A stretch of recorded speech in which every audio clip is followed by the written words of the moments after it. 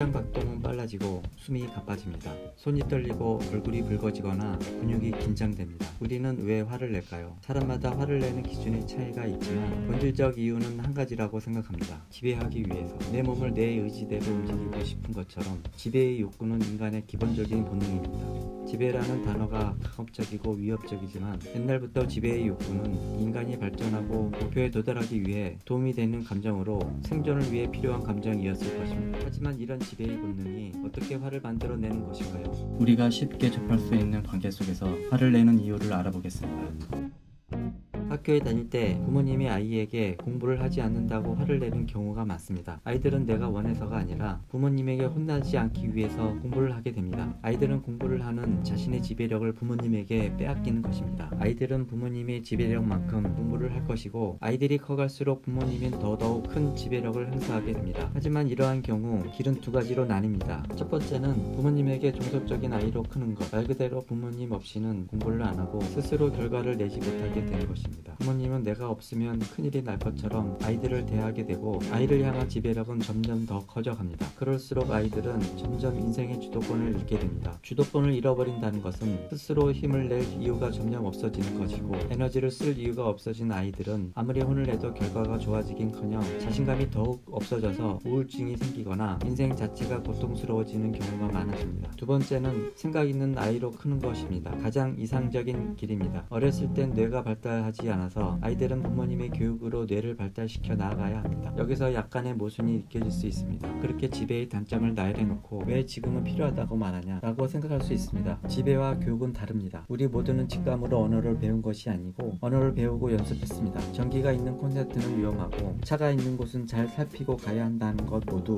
교육을 통해 알 수 있었습니다. 이처럼 교육은 사람을 발달시키고 생존할 수 있게 만드는 가장 기본적 조건입니다. 여기서 지배와 교육을 구분짓는 것은 이유나 근거를 제시하느냐입니다. 스스로 생각할 수 있게 만드는 것이 가장 중요한 점입니다. 이 부분은 어린아이든 청소년이든 성인이든 이런 생각을 가지고 있어야 합니다. 자신의 생각을 만들고 살아오며 얻게 된 자신의 정보에 지배력을 행사하는 것, 그것이 가장 중요합니다. 자신의 고집이 강해지지 않을까 하는 걱정이 생기겠지만 이유나 근거들을 어렸을 때부터 많이 생각하고 고민해 본 사람이라면 커가면서 생기는 일들의 원인을 파악하고 경험해 보면서 자연스럽게 많은 데이터가 차곡차곡 쌓여 나갑니다. 교육의 결과는 스스로 생각을 할 수 있는 사람이 만들어지는 것입니다.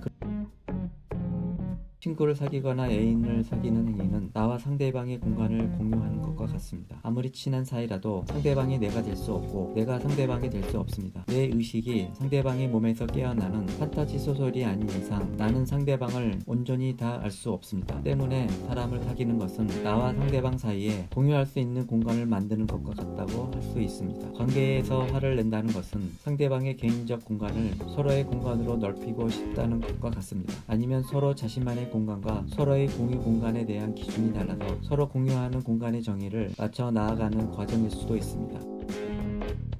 비즈니스 관계는 서로의 관계가 우선이 아니라 이익을 낼 회사에 있습니다. 회사에서 화를 내는 경우는 아마도 일에 대한 지배력을 행사하고 싶을 때일 것입니다. 예를 들어 내가 했던 업무를 상사가 가져간다면 내가 지배하던 일을 다른 이에게 뺏기니 화가 치밀어 오릅니다. 하지만 그렇다고 화를 내지 못하죠. 회사에서의 위기 질서는 상사가 프로젝트를 지배하고 있는 것이 기준이기 때문입니다. 하지만 가만히 있는데 화를 내는 지랄 맞은 상사도 있습니다. 회사에서 상사가 자신의 지배력을 남용하는 꼰대라면 어디선가 침해된 지배력을 나에게서 충족시키는 것일 수도 있고 복종하지 않는 나의 행동이 상사의 화를 돋울 수 있습니다. 회사 안에서 일을 지배하는 것이 아니라 개인의 지배력을 침해하는 경우이죠. 이런 문제는 흔히 나오고 있습니다. 세대가 다를수록 다툼이 많은 이유도 아마 여기에 있을 것입니다. 개인의 영역을 중요시하는 젊은 세대와 개인의 영역보다 공유의 영역이 더 중요한 기성세대의 기준 차이가 문제를 일으키는 것이 아닐까 생각이 듭니다. 나와 맞지 않는다고 화부터 내지 말고 대화와 소통을 통해 서로의 입장을 이해해 보는 것이 어떨까요? 결국 사람 사는 세상, 좀 더 나은 인생을 살아보는 방법은 서로의 공간을 인정하고 조금씩 조율해 나아가는 것이라고 생각합니다. 감사합니다.